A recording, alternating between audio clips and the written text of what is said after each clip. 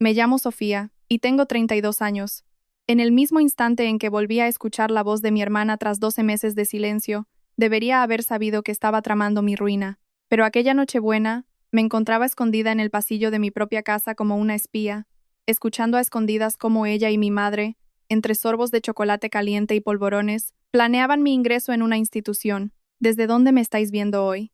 Dejad vuestra ubicación en los comentarios y dadle al botón de me gusta, y suscribíos si alguna vez os habéis sentido traicionados por aquellos que se suponía que más debían quereros. Os aseguro que querréis saber qué pasó después. Dejad que os lleve de vuelta al momento en que comenzó esta pesadilla. El 15 de diciembre de 2019. Ese día está grabado en mi memoria como una cicatriz. Javier y yo volvíamos a casa en coche después de nuestra cena de aniversario. La nieve caía con más fuerza de lo que habían pronosticado. 22 años juntos. Y por fin hablábamos de empezar esa familia que siempre habíamos dicho que queríamos tener algún día. Para las próximas Navidades, quizás tengamos un pequeño correteando por casa, dijo Javier, alargando la mano para apretar la mía mientras conducíamos por la sinuosa carretera de montaña. Su alianza de boda reflejaba las luces del salpicadero, y recuerdo pensar en la inmensa suerte que tenía de estar casada con mi mejor amigo. El camión se saltó el semáforo en rojo a, como mínimo, 100 kilómetros por hora. Lo vi venir. Un muro gigante de metal y luces dirigiéndose directamente hacia el lado de Javier. Abrí la boca para gritar su nombre, pero el impacto me robó la voz, el aliento, mi mundo entero. Cuando desperté 3 días después, Javier ya no estaba. Los médicos hablaron de una hemorragia interna, de lo rápido que fue todo, de que no sufrió. Usaban voces suaves y miradas compasivas, pero sus palabras sonaban como si vinieran de debajo del agua. Todo se oía distorsionado, lejano, incorrecto. Fue entonces cuando me hablaron de mi oído. Traumatismo cráneoencefálico, lo llamaron. Daño en el nervio auditivo. Me dieron porcentajes y probabilidades, pero el resumen era simple. Estaba sorda. A los 32 años, había perdido a mi marido y mi capacidad de oír en un único y desolador instante. Me di cuenta de la cruel ironía. Javier solía bromear diciendo que nunca le escuchaba. Ahora, literalmente, no podía oír nada de lo que nadie decía. Si pudiera verme ahora, seguro que haría algún chiste malo sobre cómo por fin le estaba prestando atención. Dios, echaba de menos su pésimo sentido del humor, casi tanto como todo lo demás. El funeral fue una bruma de labios en movimiento y toques de manos comprensivos. Me senté en primera fila, con el vestido negro que Javier me había comprado para la fiesta de Navidad de su empresa unas semanas antes, viendo cómo las bocas de la gente formaban lo que supuse que eran palabras de consuelo. Mi hermana Isabel me frotaba la espalda en pequeños círculos, igual que cuando éramos niñas y yo tenía pesadillas. Aprender a vivir en silencio era como aprender a respirar bajo el agua. Cada conversación requería un bloc de notas. Cada llamada telefónica se convirtió en una tarea imposible. El timbre de la puerta era un mero adorno. Perdí la cuenta de las veces que no oí el despertador, llegando tarde a las citas con los ojos hinchados y una expresión de disculpa. Nuestra preciosa casa, un chalet a las afueras de Madrid que Javier y yo pasamos 3 años reformando, se convirtió en una prisión de recuerdos. Su taza de café seguía en el fregadero, porque no me atrevía a lavarla. Su ropa aún colgaba en el armario, conservando un leve rastro de su colonia. Me sorprendía a mí misma hablándole constantemente, ya que no había nadie cerca para juzgar a la loca que conversaba con los muertos. Vaya lío en el que me has dejado, le dije una mañana a su lado vacío de la cama. 22 años y no podías quedarte para la parte difícil. El grupo de apoyo para el duelo fue un desastre. Sentarse en círculo en sillas plegables mientras la gente compartía su dolor ya habría sido bastante duro si hubiera podido oír lo que decían. En cambio, pasaba cada sesión intentando leer los labios, captando quizás una de cada 3 palabras. La coordinadora, una mujer amable llamada Patricia, se giraba de vez en cuando para mirarme directamente y hablar despacio, lo que, de alguna manera, lo empeoraba todo. El trabajo se volvió insostenible. Como directora de marketing, mi puesto dependía de reuniones, llamadas y presentaciones. Había pasado 15 años construyendo mi carrera, ascendiendo de asistente a jefa de departamento, y de repente, no podía realizar las funciones más básicas de mi trabajo. Al principio, mi jefa, Mónica, intentó adaptarse, asignándome proyectos por correo electrónico e informes escritos. Pero solo se puede ceder hasta cierto punto en un mundo diseñado para oyentes. Después de 6 semanas de llamadas perdidas, conferencias caóticas y proyectos abandonados, Mónica me llamó a su despacho con un representante de recursos humanos. No me despidieron directamente. Me ofrecieron una baja médica con un sueldo reducido, con la condición de que mi puesto sería reevaluado para su futura viabilidad. Era la forma corporativa de decir, ya no trabajas aquí, siendo demasiado educados para decirlo a las claras. Esa noche, me senté en el despacho de Javier, rodeada de papeles del seguro y documentos financieros, intentando calcular cuánto tiempo podría mantener este estilo de vida con la pensión de invalidez y el seguro de vida. La hipoteca por sí sola era más que mi paga mensual. Necesitaba hacer cambios serios y rápido. Fue entonces cuando llamó Isabel. Bueno, cuando envió un mensaje, porque las llamadas ya no eran una opción. El mensaje de Isabel era, como siempre, dramático, urgente. Borja ha pedido el divorcio. ¿Podemos Mateo y yo quedarnos contigo un tiempo? Solo hasta que me recupere. Mi hermana siempre había sido el tornado de la familia, dejando un rastro de caos a su paso para que los demás lo limpiaran. Su matrimonio con Borja había sido inestable desde el principio, sacando lo peor el uno del otro y luego culpando a los demás de sus problemas. Mateo, su hijo de 8 años, era la víctima inocente en su guerra, un niño dulce que merecía algo mejor que unos padres que lo usaban como arma. Siempre había tenido debilidad por mi sobrino, quizás porque veía algo de mí en su tranquila forma de navegar por el drama familiar. Claro, le respondí. ¿Cuánto es un tiempo? Solo unas semanas. Un mes como mucho. Eres un ángel. 3 días después, Isabel llegó con suficiente equipaje como para sugerir que su definición de temporal era más optimista que realista. Mateo la seguía, arrastrando los pies, con su mochila puesta y con cara de querer estar en cualquier otro sitio. Isabel me dio un abrazo que olía a estrés y a perfume barato. ¿Pero qué pintas son estas? ¿Estás comiendo algo? Gracias por el cumplido, Isa. Estoy bien, dije, concentrándome en sus labios, solo cansada. Se movió por la casa como si fuera suya, indicándole a Mateo que fuera al cuarto de invitados y adueñándose del baño de arriba para su arsenal de productos. En una hora, mi tranquilo santuario se había convertido en el centro de operaciones de la crisis personal de Isabel. Puedo ayudarte mucho, anunció, sacando un bloc de notas. Llamadas, citas, recados. Piensa en mí como tu asistente personal. En realidad, no era una mala idea. Isabel siempre había sido la comunicadora, la encantadora. Si ella podía gestionar los aspectos de la vida diaria que se me habían vuelto tan difíciles, quizás este acuerdo funcionaría para ambas.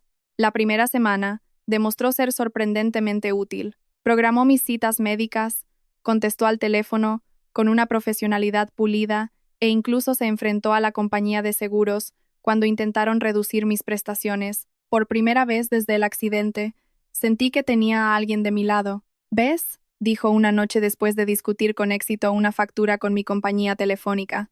Somos un gran equipo. Tú tienes el cerebro y yo la boca. Mateo fue igual de fácil de tener cerca.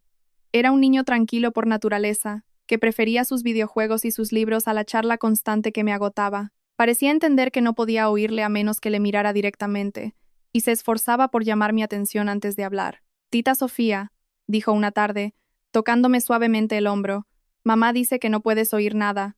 ¿Te duele? No, cariño, no duele, solo es silencioso. Lo meditó con una seriedad infantil. A veces desearía que mi casa fuera silenciosa. Mis padres gritan mucho. Se me encogió el corazón por este niño, que había llegado a asociar el silencio con la paz. Le revolví el pelo y decidí que, fueran cuales fueran los inconvenientes de la presencia de Isabel, darle a Mateo un lugar estable donde aterrizar merecía la pena. Vivir con Isabel era como tener un huracán muy organizado en casa.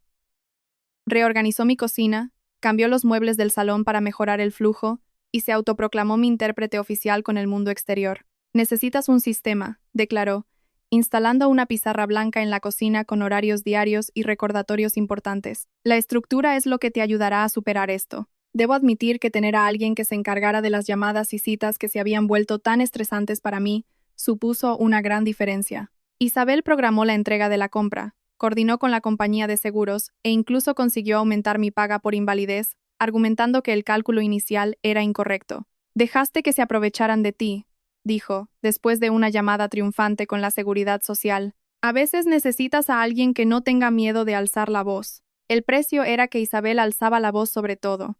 Tenía opiniones sobre mi ropa, mi dieta, mis horarios de sueño y mi enfoque general del duelo. Criticaba mi costumbre de quedarme en pijama todo el día e instituyó los domingos de autocuidado obligatorio, que implicaban mascarillas faciales y salidas sociales forzadas. No es sano aislarse, decía, arrastrándome al mercado local o a la biblioteca. Javier no querría que te convirtieras en una ermitaña. Quería argumentar que Javier, de hecho, Habría adorado una mañana de sábado tranquila en casa, pero tener esa conversación requería más energía de la que tenía. Era más fácil seguir sus programas de mejora y retirarme a mi habitación cuando necesitaba espacio.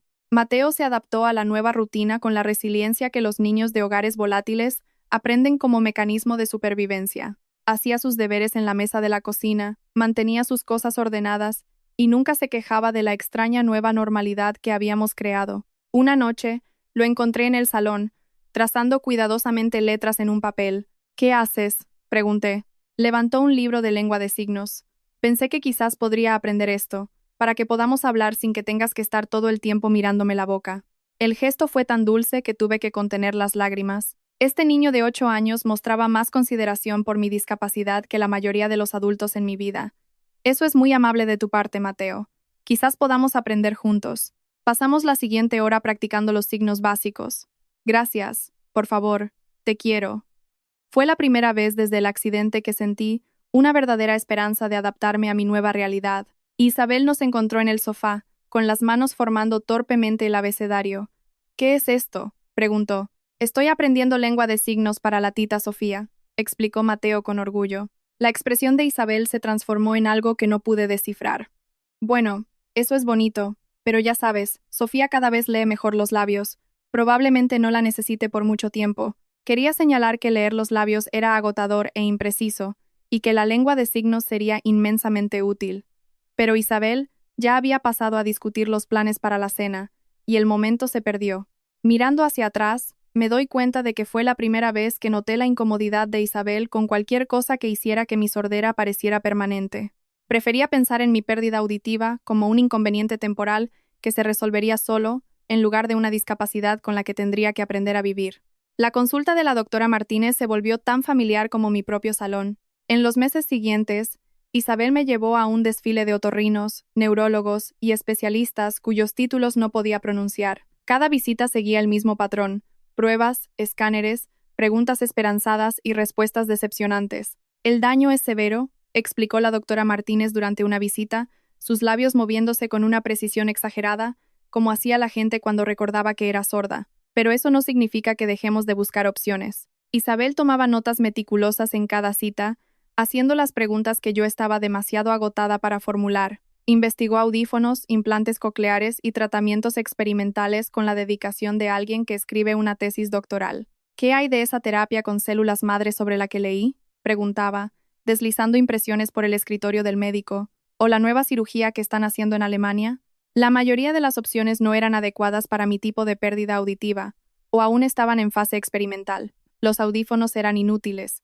El problema no era el volumen, sino que la señal no llegaba correctamente a mi cerebro. Un implante coclear tradicional no era una opción debido a la ubicación específica de mi daño nervioso, lo que hacía la cirugía demasiado arriesgada. Cada callejón sin salida se sentía como perder a Javier de nuevo. Estaba acostumbrada al silencio, pero no al aislamiento. Ver a la gente charlar sin poder participar, perderme los chistes, luchar por seguir las películas, incluso con subtítulos. El agotamiento social era abrumador. Lo resolveremos, decía Isabel después de una cita particularmente desalentadora. Tiene que haber algo. Eres demasiado joven para rendirte así. Apreciaba su determinación, incluso si parecía fuera de lugar. Isabel siempre había sido la que resolvía los problemas, la que creía que cada problema tenía una solución si te esforzabas lo suficiente por encontrarla. En este caso, su optimismo era probablemente lo único que me mantenía en la búsqueda de tratamiento. La situación financiera se estaba volviendo desesperada. Entre las visitas al médico, las pruebas y los tratamientos no cubiertos por el seguro, mis ahorros se agotaban rápidamente. Isabel me ayudó a solicitar programas de asistencia adicionales e incluso sugirió que considerara vender algunos de los objetos de colección de Javier. Él querría que usaras todos los recursos que tienes, dijo suavemente. Su colección de guitarras antiguas solo está acumulando polvo. Tenía razón, por supuesto. Las guitarras de Javier, guardadas en sus estuches en el armario, no le servían a nadie, pero venderlas se sentía como borrar otra parte de él de mi vida. Lo pensaré, le dije, y ambas sabíamos que eso significaba que no. La frustración de Isabel con mi apego a las pertenencias de Javier se hizo más evidente. Sus comentarios sobre seguir adelante y dejar ir empezaron a sonar apresurados e insensibles. Llevaba menos de un año viuda. ¿Realmente se esperaba que empaquetara toda su vida solo porque era un inconveniente para mi proceso de recuperación? No digo que tires todo, aclaró después de que le respondiera bruscamente a un comentario particularmente hiriente. Solo digo que quizás crear espacio para nuevas experiencias sería bueno para tu salud mental. ¿Qué nuevas experiencias?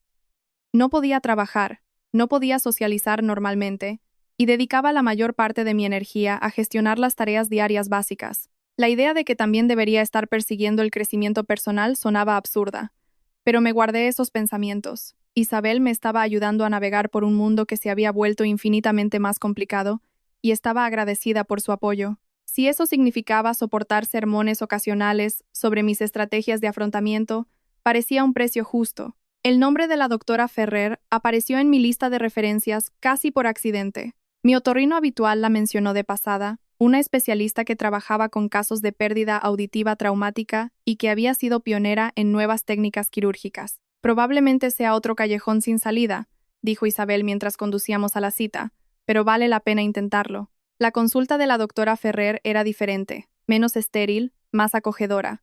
Se tomó el tiempo para explicar su formación, su investigación y su enfoque para casos como el mío. A diferencia de los médicos anteriores, que parecían recitar diagnósticos de un libro de texto, ella parecía genuinamente interesada en encontrar una solución. Tu caso es complejo, admitió después de revisar mi extenso historial médico, pero no imposible.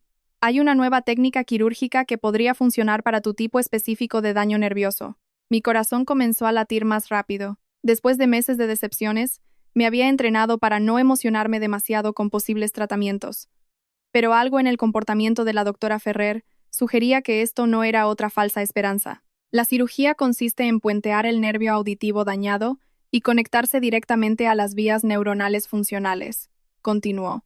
Es muy delicada, y las tasas de éxito aún se están estudiando, pero para pacientes con tu patrón de lesión específico, hemos visto resultados prometedores. Isabel se inclinó en su asiento.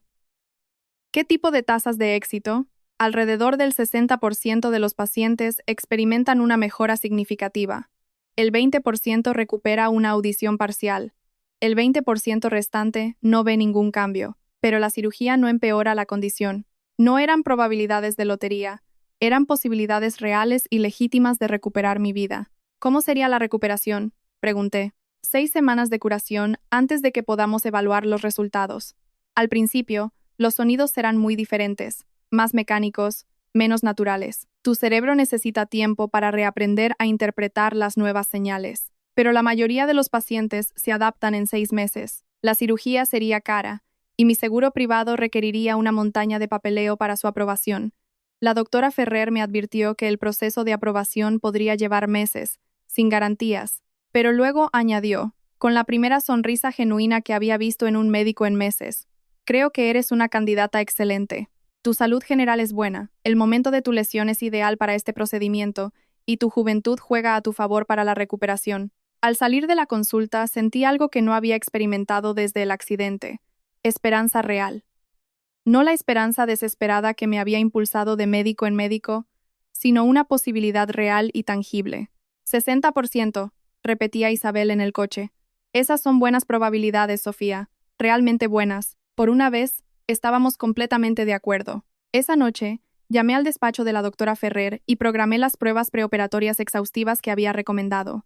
No les dije que ya había tomado una decisión. Si había un 60% de posibilidades de poder volver a escuchar la risa de Javier, aunque solo fuera en mi memoria, estaba dispuesta a arriesgarlo todo. La ironía me golpearía más tarde. Estaba a punto de someterme a una cirugía para recuperar el oído, sin saber que pronto desearía poder volver a ser sorda cuando descubriera lo que mi familia realmente pensaba de mí. Pero esa noche, acostada en la cama con Isabel y Mateo durmiendo arriba, por primera vez en 12 meses, me sentí esperanzada. Iba a luchar por recuperar mi vida, sin importar el coste. La aprobación del seguro llegó más rápido de lo que nadie esperaba.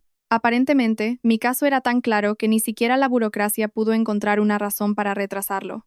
La doctora Ferrer me programó la cirugía para el 20 de diciembre, solo 5 días antes de Navidad. Isabel estaba en las Islas Canarias visitando a una compañera de la universidad, un viaje que había planeado meses antes. ¿Estás segura de que estarás bien sola una semana?, preguntó antes de irse. Puedo cancelarlo si me necesitas. Ve, insistí. Estaré bien. Mateo estaba con su padre durante las vacaciones de invierno de todos modos. Lo que no le dije fue que la doctora Ferrer me había llamado el día antes de que Isabel se fuera, confirmando la fecha de la cirugía. Algo me impidió mencionarlo. Quizás quería afrontar esta parte de mi recuperación por mi cuenta. Quizás estaba cansada de que Isabel gestionara cada aspecto de mi atención médica.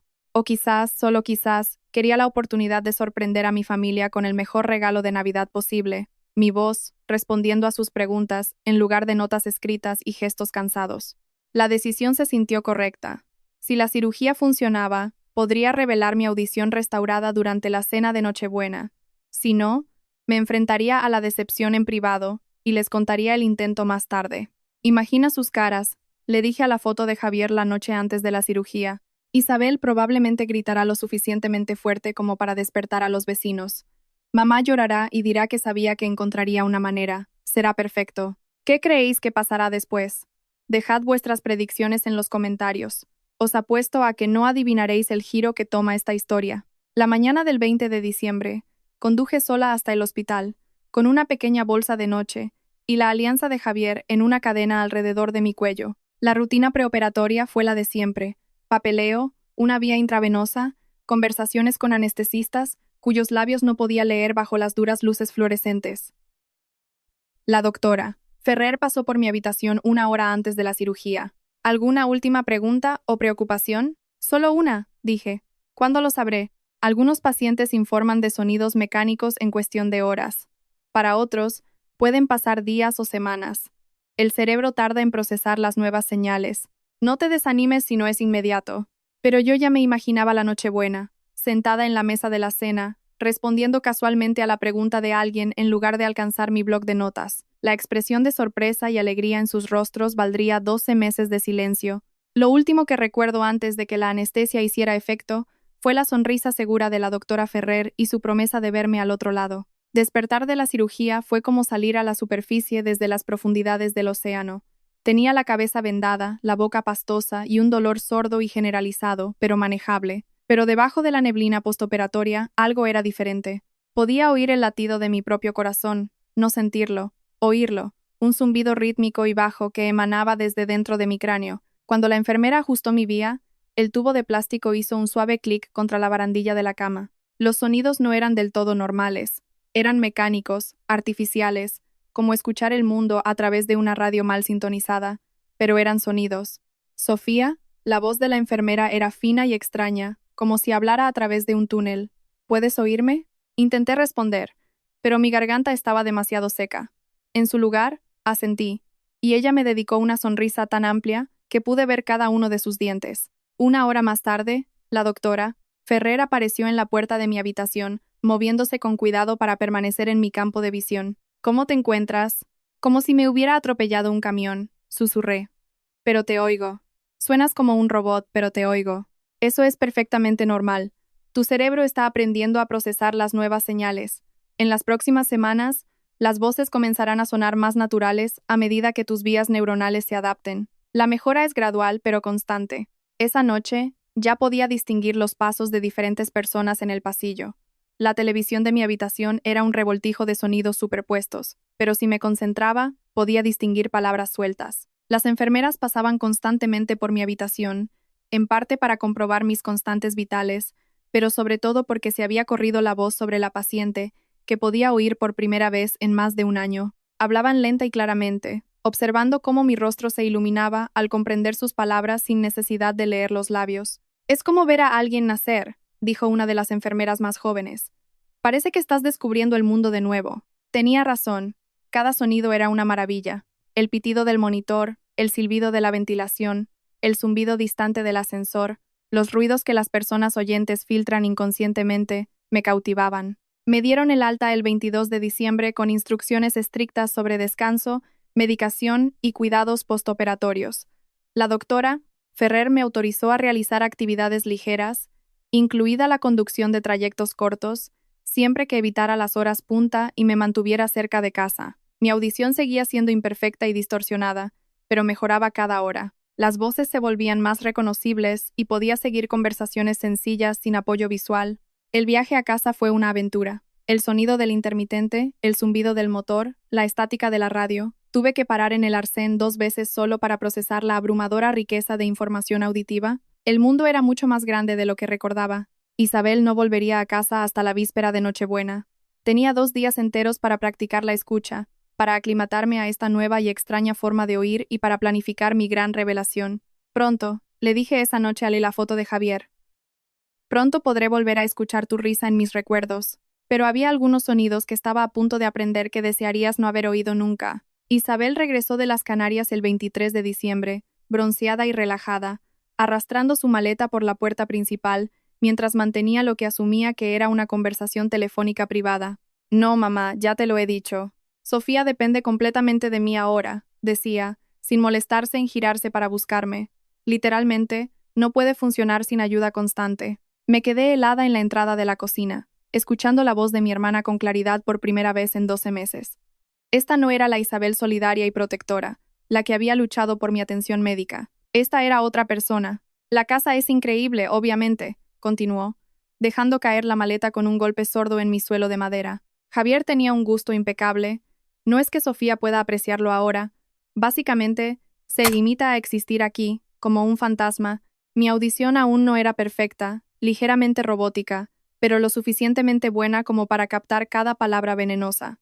Créeme, no va a ir a ninguna parte. Apenas puede ir sola al supermercado. Me he convertido en su cuidadora a tiempo completo, y ni siquiera se da cuenta de lo dependiente que es. Isabel entró en el salón, todavía con el teléfono en la mano, completamente ajena a que yo podía oír su cruel monólogo. Y lo mejor de todo es que está tan agradecida por todo. Realmente piensa que estoy haciendo esto por amor de hermanas. La risa de Isabel fue aguda y extraña. No tiene ni idea de lo resentida que estoy por estar atrapada aquí, haciendo de niñera de alguien que se ha vuelto completamente inútil. Me apoyé contra la pared de la cocina, tratando de procesar no solo las palabras, sino la fría crueldad en su voz. Así era como hablaba de mí, cuando pensaba que no podía oírla. Este era el verdadero significado de los 12 meses de apoyo que me había ofrecido. No sospecha nada. Es increíblemente fácil manipular a una persona sorda cuando controla su acceso a la información. Se cree todo lo que le digo porque no tiene otra opción. La conversación continuó, pero yo había dejado de escuchar. En cambio, estaba rebobinando el último año y medio a través de esta nueva lente. Cada cita que Isabel había programado, cada llamada que había gestionado, cada decisión en la que había influido. Comprendí que gran parte de mi aislamiento había sido por diseño, no por circunstancia. Cuando Isabel finalmente colgó y gritó, «Sofía, ya estoy en casa», salí de la cocina con la misma sonrisa agradecida que había perfeccionado durante meses de dependencia. «Bienvenida», dije, centrándome por costumbre en sus labios. «¿Qué tal el viaje?» «Increíble. Marbella es preciosa, y el nuevo apartamento de Jennifer tiene las mejores vistas». Isabel me abrazó con su calidez de siempre, como si no acabara de pasar 10 minutos describiéndome como una carga y una tonta. «Pero te he echado de menos. ¿Cómo te las has arreglado sin mí?» «Bien», dije, y la respuesta fue más cierta de lo que ninguna de las dos imaginaba. Esa noche, me quedé despierta, planeando mi sorpresa de Navidad con un propósito completamente diferente. Ya no se trataba solo de revelar mi audición restaurada, se trataba de descubrir qué más decía mi familia cuando creían que no podía oír. La mañana de Navidad, mi madre llegó con equipaje suficiente para una semana. Me abrazó con la ternura cuidadosa que había perfeccionado desde el accidente, hablando lenta y directamente a mi cara. «Feliz Navidad, cariño. Tienes un aspecto maravilloso. Isabel te está cuidando muy bien». Si supiera lo bien que Isabel se estaba cuidando a sí misma. «Me alegro mucho de que estés aquí, mamá», dije, y lo decía más en serio de lo que ella se daba cuenta. Las tres pasamos la mañana preparando la cena de Nochebuena. Bueno, mi madre e Isabel la prepararon, mientras yo desempeñaba mi papel de hermana sorda e indefensa, que necesitaba supervisión y ayuda constantes. «Sofía, cariño, ¿puedes poner la mesa?», preguntó Isabel, con la voz clara y haciendo un gesto hacia el comedor. Algo sencillo, nada complicado. Sencillo, como si mi sordera hubiera afectado mi capacidad para colocar cubiertos. Sonreí y asentí, cumpliendo con mi papel mientras archivaba mentalmente cada condescendencia. Alrededor de las 2, les dije que estaba cansada y que iba a echarme una siesta antes de la cena. Era en parte cierto, mi cabeza todavía palpitaba por la cirugía, pero sobre todo era una táctica. Si quería saber lo que mi familia realmente pensaba de mí, necesitaba que creyeran que tenían privacidad. «Buena idea», dijo mi madre. «Descansa. Isabel y yo terminaremos aquí». Subí a mi habitación, pero dejé la puerta ligeramente entornada. Mi audición aún no era perfecta, pero era lo suficientemente buena como para captar conversaciones de la cocina si me posicionaba correctamente. Durante la primera hora, fue la típica charla navideña, tiempos de cocción, envolver regalos, cotilleos familiares. Empezaba a pensar que mi paranoia era infundada cuando la conversación dio un giro. ¿Cuánto tiempo más crees que necesitarás estar aquí?, preguntó mi madre. Sinceramente, mamá, estoy agotada de hacer de cuidadora, dijo Isabel, su voz llegando claramente por las escaleras. Sofía es completamente dependiente, y es agotador. ¿Ha hecho algún progreso hacia la autosuficiencia? Ninguno. Básicamente ha renunciado a tener una vida real. Simplemente se sienta aquí, compadeciéndose de sí misma, esperando que yo me encargue de todo. Mi madre suspiró con simpatía. Debe ser muy duro para ti, poner tu vida en pausa para cuidarla. Lo es, pero he estado pensando en soluciones a largo plazo. Sofía nunca volverá a ser independiente. Está perdida sin Javier, y la sordera solo lo ha empeorado. Mi corazón latía tan fuerte que temí que pudieran oírlo abajo. ¿Qué tipo de soluciones?, preguntó mi madre. Bueno, esta casa vale al menos 2 millones de euros, y Sofía tiene un seguro de vida considerable del que apenas ha gastado nada. Básicamente, está sentada sobre una fortuna mientras vive como una inválida. Isabel, ¿a dónde quieres llegar? Estoy diciendo que alguien necesita tomar decisiones prácticas sobre su futuro. Claramente, ella no puede cuidar de sí misma. Necesita atención profesional, y yo necesito recuperar mi vida. Hubo un largo silencio. Me pregunté si habían dejado de hablar. Finalmente, mi madre habló. ¿Te refieres a una residencia? Exactamente. Hay lugares maravillosos especializados en personas con discapacidades. Estaría mucho mejor en un entorno diseñado para sus necesidades, y francamente, se ha convertido en una carga para esta familia. Pero Isabel, es un paso muy grande. Parece que se las está arreglando bastante bien con tu ayuda. ¿Arreglando? Mamá, es completamente inútil. No puede trabajar, no puede conducir de forma segura, ni siquiera puede contestar su propio teléfono. Tiene 32 años y vive como una anciana discapacitada. Cada palabra era un golpe físico, pero me obligué a seguir escuchando. Y sinceramente, continuó Isabel, creo que la muerte de Javier le rompió algo en la cabeza. No solo los oídos. No es la misma persona. Es débil, dependiente, patética. Isabel, eso suena muy duro, pero es la verdad. Mientras tanto, yo estoy atrapada aquí haciendo de cuidadora en lugar de construir mi propia vida. Mateo necesita estabilidad. Yo necesito un trabajo. Y Sofía necesita atención profesional. Vender esta casa y usar el dinero para instalarla en una buena residencia resolvería los problemas de todos. ¿Y qué opina Sofía de este plan? La risa de Isabel fue fría y calculadora. Sofía ya no tiene voto, mamá. Eso es lo que pasa cuando te vuelves completamente dependiente de los demás. Empiezan a tomar decisiones por ti. Cogí mi teléfono y empecé a grabar. La voz de Isabel sonaba nítida en la grabación de mi teléfono mientras exponía todo su plan para mi futuro. Ya he estado investigando residencias. Hay una excelente a 1 hora al norte de aquí, especializada en cuidados para personas con lesiones traumáticas. Tendría su propia habitación, cuidadores profesionales, actividades programadas. Mi madre inquirió sobre la casa, y se la vendería de inmediato. El mercado inmobiliario está al rojo vivo ahora mismo, con el estado de Sofía. De todos modos, nunca necesitará una casa tan grande. Pero legalmente, ¿no necesitarías su permiso para algo así? No necesariamente. He estado investigando las opciones de tutela. Dado que Sofía es claramente incapaz de gestionar sus propios asuntos, es probable que un tribunal me conceda la autoridad legal para tomar decisiones en su mejor interés. Me temblaban tanto las manos que casi dejó caer el teléfono, pero la grabación continuó. Isabel, parece que llevas planeando esto desde hace tiempo. Lo llevo. No puedo pasar el resto de mi vida cuidando de ella. Tuvo su oportunidad de ser feliz con Javier, y eso se acabó. Merezco una oportunidad de tener mi propia vida. ¿Y el dinero del seguro de vida? Se usaría para su cuidado, por supuesto, pero probablemente quedaría suficiente para ayudarme a empezar de nuevo. Considéralo una compensación por el año y medio que he dedicado a ser su enfermera. Mi madre guardó silencio durante varios minutos. Cuando finalmente habló, sus palabras destrozaron lo que quedaba de mi corazón. Bueno, Isabel, quizás tengas razón. Sofía no ha mostrado ningún progreso real hacia la independencia. Quizás la atención profesional sea lo mejor para todos. Exactamente. Y sinceramente, mamá, se ha vuelto vergonzosa. Cuando la gente pregunta por ella, ¿qué se supone que debo decir? ¿Que mi hermana de 32 años se sienta en la casa de su marido muerto haciendo de víctima mientras yo gestiono cada aspecto de su existencia. Es triste verla así, tan rota y patética. Solía ser brillante y competente y hermosa. Ahora solo es un despojo. No tiene sentido fingir que se va a recuperar cuando está claro que se ha rendido. La grabación duró 18 minutos antes de que su conversación pasara a otros temas. 18 minutos de mi hermana y mi madre discutiendo mi internamiento como si estuvieran planeando unas vacaciones. Pasé la siguiente hora en mi habitación, alternando entre la furia y la incredulidad, y luego hice algo que habría sido imposible 12 meses antes. Cogí el teléfono y llamé a mi abogado. Martín, soy Sofía. Sé que es Nochebuena, pero necesito una consulta urgente mañana por la mañana. Sí, muy urgente. Y Martín, necesito que me recomiendes un buen detective privado. Martín me debía un favor desde que Javier y yo le habíamos conseguido varios clientes importantes para su bufete. Siempre había dicho llámame si alguna vez necesitas algo, y claramente lo decía en serio. Esa noche interpreté mi papel en la cena de Navidad a la perfección.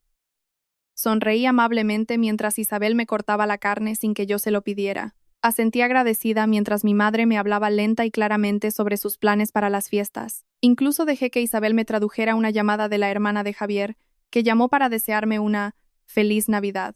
Dice que espera que estés bien y que piensa mucho en ti, tradujo Isabel, mintiendo con facilidad.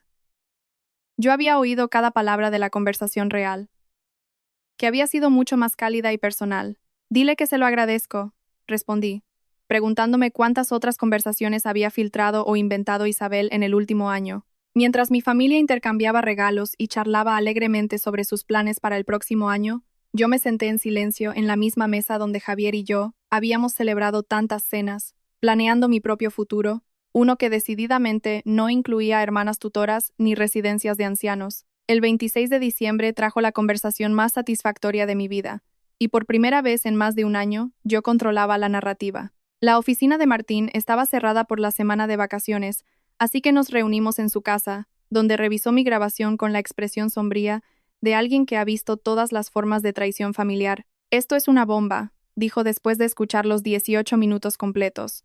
Evidencia clara de intención de cometer fraude de tutela, conspiración y explotación financiera de una persona discapacitada. ¿Cuáles son mis opciones? Todas.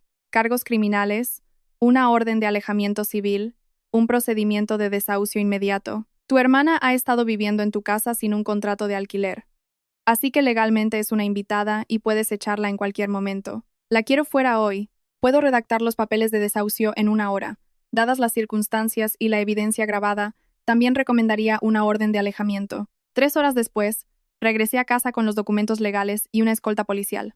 Isabel estaba en el salón envolviendo regalos de Navidad tardíos para Mateo cuando entré por la puerta principal con el agente Ramírez. Sofía. Isabel parecía confundida. ¿Qué está pasando? ¿Quién es este? Este es el agente Ramírez. Está aquí para supervisar mientras haces las maletas. Le entregué la orden de desahucio. Disfruté viendo cómo su expresión cambiaba al leer la jerga legal. Sofía, no puedes hablar en serio. ¿Qué es esto? Saqué mi teléfono y reproduje un clip de 30 segundos de la Nochebuena. La voz de Isabel resonó en la habitación. Sofía ya no tiene voto, mamá. Eso es lo que pasa cuando te vuelves completamente dependiente de los demás. Empiezan a tomar decisiones por ti. El color desapareció del rostro de Isabel. ¿Cómo? ¿Pero tú no puedes oír? ¡Sorpresa!, dije secamente. Resulta que no soy tan inútil como pensabas. La siguiente hora fue la más gratificante de la vida de Isabel. Intentó negarlo, sugiriendo que la grabación había sido falsificada de alguna manera. Luego se enfadó, gritando sobre hermanas desagradecidas y lealtad familiar. Finalmente suplicó, prometiendo que solo estaba bromeando, que no lo decía en serio, que estaba estresada y decía cosas sin pensar. 18 minutos de planificación de mi internamiento fueron solo cosas dichas por estrés. Le pregunté si la investigación sobre el fraude de tutela también era una broma. El agente Ramírez se mantuvo profesional y neutral mientras Isabel hacía las maletas, pero le vi reprimir una sonrisa cuando ella intentó argumentar que algunos de los artículos de mi casa eran en realidad suyos. La cafetera fue un regalo, insistió. Un regalo que Javier y yo te hicimos por tu cumpleaños hace 3 años, respondí. Cuando vivías en tu propio piso y tenías tu propia vida, disfrútala. Mateo apareció en la puerta mientras Isabel cargaba la última maleta. ¿Qué pasa, mamá? ¿Por qué nos vamos? Isabel me miró con desesperación. Sofía se operó sin decírnoslo. Ahora puede oír, y está enfadada por algunas conversaciones privadas que escuchó a escondidas. Conversaciones privadas sobre vender mi casa y meterte en una institución, añadí. Los ojos de Mateo se abrieron de par en par.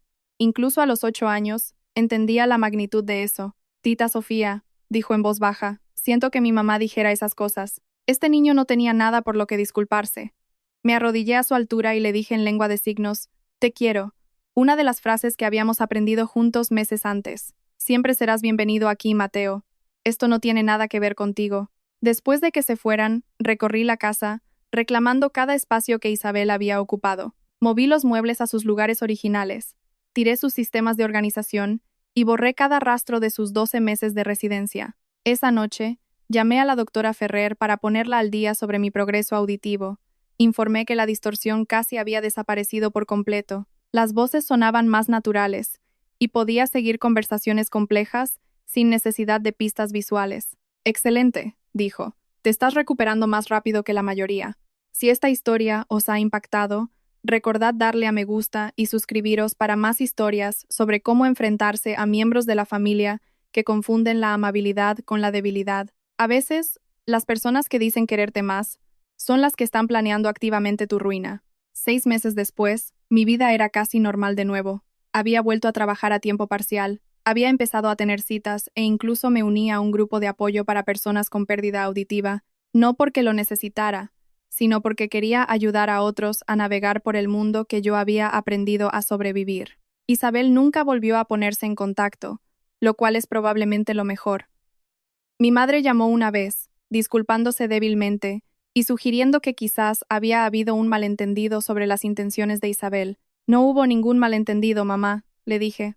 Tengo 18 minutos de audio que demuestran exactamente cuáles eran sus intenciones. La casa se sentía tranquila de nuevo, llena de los sonidos que había aprendido a atesorar, el gorgoteo de la cafetera por la mañana, el golpeteo de la lluvia en la ventana, el sonido de mi propia voz, tarareando canciones que habían estado en silencio durante demasiado tiempo. A veces todavía me sorprendo hablando con Javier, pero es diferente ahora.